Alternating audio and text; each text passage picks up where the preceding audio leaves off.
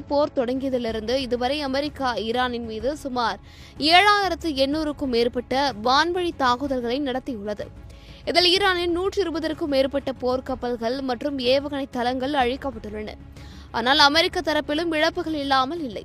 இதுவரை 13 அமெரிக்க ராணுவ வீரர்கள் இந்த போரில் உயிரிழந்துள்ளனர். சுமார் 200 பேர் காயமடைந்துள்ளனர். மேலும் அமெரிக்காவின் பிரம்மாண்ட விமானம் தாங்கிய கப்பலான USS ஜெரால்ட் ஆர் ஃபோர்ட் தீ விபத்து காரணமாக பழுதுபார்க்க கிரீஸ் நாட்டிற்கு அனுப்பப்பட்டுள்ளது அமெரிக்காவிற்கு ஒரு பெரிய பின்னடைவாக பார்க்கப்படுகிறது.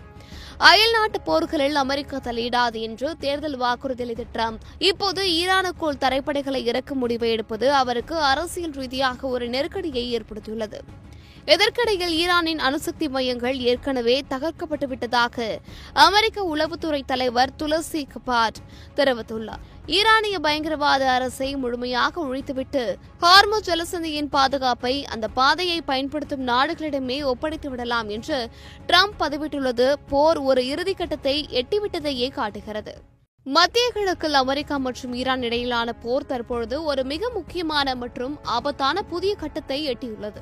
கடந்த 19 நாட்களாக வான்வழி மற்றும் கடல்வழி தாக்குதல்களை நடத்தி வந்த அமெரிக்க ராணுவம் இப்போது ஆயிரக்கணக்கான தரைப்படை வீரர்களை ஈரானுக்குள் இறக்குவது குறித்து தீவிரமாக ஆலோசித்து வருகிறது.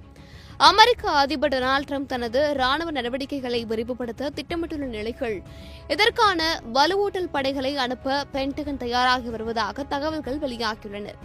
இந்த தரைப்படை நடவடிக்கையின் மிக முக்கியமான நோக்கம் ஈரானின் 90% எண்ணெய் ஏற்றுமதி நடைபெறும் கார்க் தீவை கைப்பற்றுவது மற்றும் ஹார்முஸ் ஜலசந்தியை முழுமையாக அமெரிக்க கட்டுப்பாட்டுக்குள் கொண்டு வருவதுதான். வெறும் வான்வழி தாக்குதல்கள் மூலம் ஈரானை முடக்க முடியாது என்பதால் நேரடி தரைப்படை தாக்குதலே சிறந்தது என ராணுவ நிபுணர்கள் கருதுகின்றனர். இருப்பினும் ஈரானிடம் உள்ள ஏவுகணைகள் மற்றும் ட்ரோன் பலம் காரணமாக இது ஒரு மிகப்பெரிய சவாலான காரியம் என்று எச்சரிக்கப்பட்டுள்ளது.